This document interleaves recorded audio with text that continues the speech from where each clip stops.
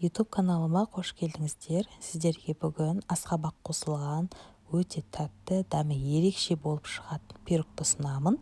Ол үшін бізге бөлменің температурасындағы сары май керек. Оның үстіне қант және 2 жұмыртқаны қосып, жақсылап араластырамыз.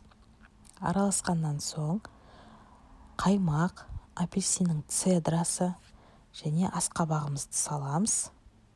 Жақсылап араластырамыз. Араласқаннан кейін ұнымызды екіге бөле отырып, массаны дайындаймыз. Біркелкі болғанша әбден миксерлейміз. Массамыз дайын болғаннан кейін оны екіге бөлетін боламыз. Яғни біреуіне какао қосамыз.